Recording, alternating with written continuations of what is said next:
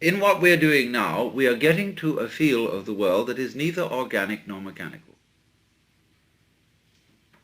Simply what it is. We don't know the contrast. Just as we don't know the contrast voluntary, involuntary, we don't know the contrast organic, mechanical. Neither. So we get to what the Buddhists call tathata, suchness. Tathata, based on the word tat, that, da. Fundamentally, da. See? Da. That's what's going on. Well, now this is what happens, you see, in the meditative state.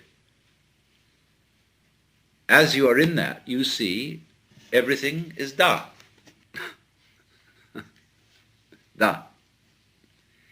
And you're not saying anymore, well, that doesn't amount to anything. Because you've learned that when people do take you to the place that does amount to something, eventually it all collapses.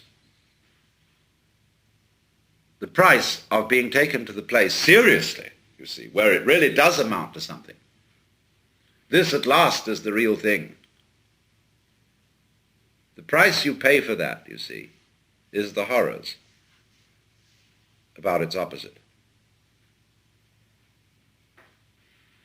And to the degree that you take that seriously, okay, you pay the price of the horrors. Now that's, as a matter of fact, all.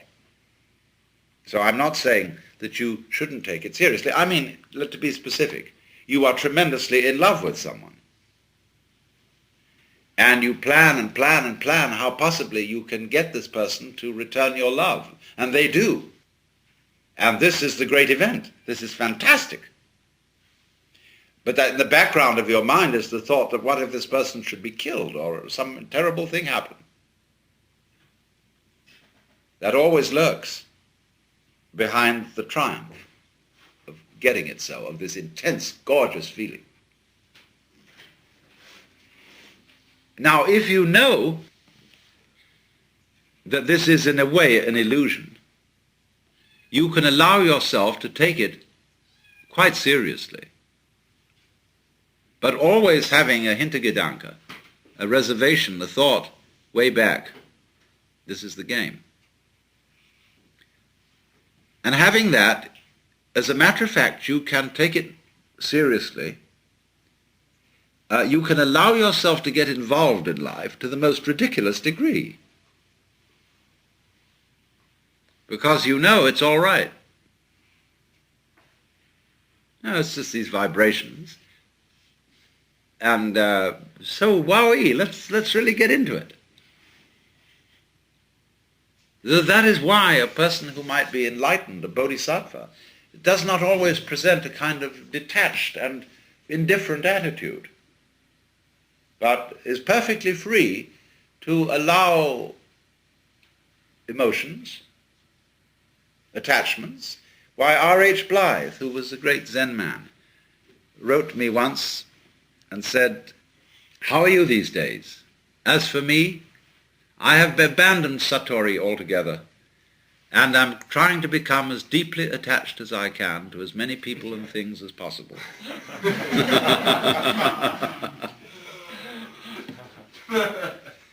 So what I'm pointing out to you is that this basic seeing that it's all da,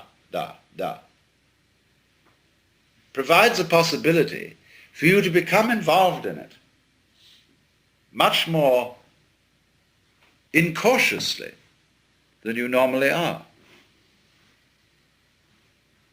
To express feeling, to love, to throw yourself at the mercy of the goings-on completely, you see? So that this very perception of the illusion makes it possible to live up the illusion.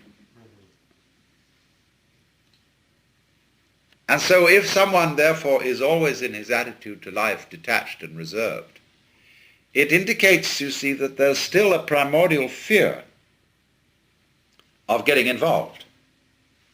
And I must say that, you see, I can't understand that very well. I don't understand when people expect that a so-called enlightened person should not need this, that, and the other. It might be beautiful surroundings, it might be the love of the opposite sex, it might be, I don't know what. Of course, you shouldn't need that. In other words, you should scrub everything down to basic. And the end of that is, let's scrub the planet. Let's get all this disease called life off it and have a nice clean rock. I believe in color. I believe in, if you're going to do anything in the way of the illusory dance, let's live it up. Let's really do it. And let's not take ourselves so damn seriously that we have to be scrubbed all the time of any kind of ornamentation or frivolity. Oh, hooray. But you see what all this is dependent on. All this is dependent upon being able to get back to the point where it's da. Now that's what comes in meditation. Now don't misunderstand me if I say practice in meditation.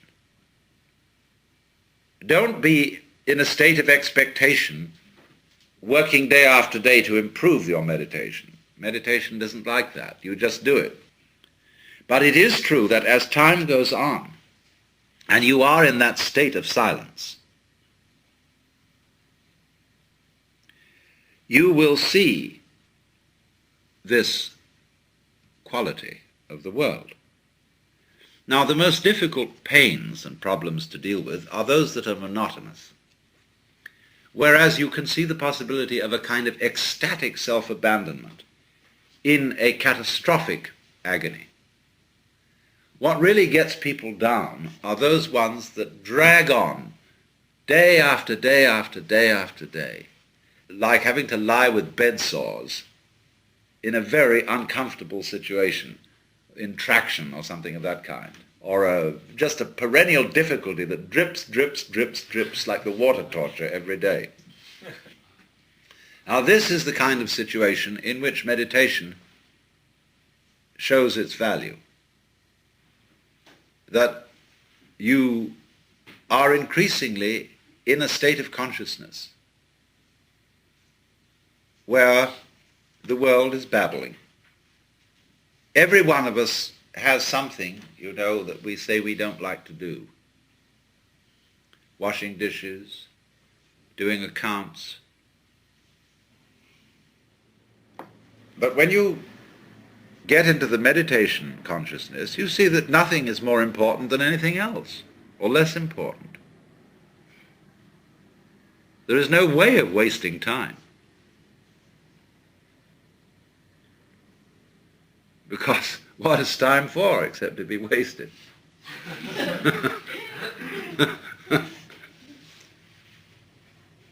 And you would be, furthermore, you're accustomed now to sitting and doing nothing. I mean, meditation itself is the perfect waste of time.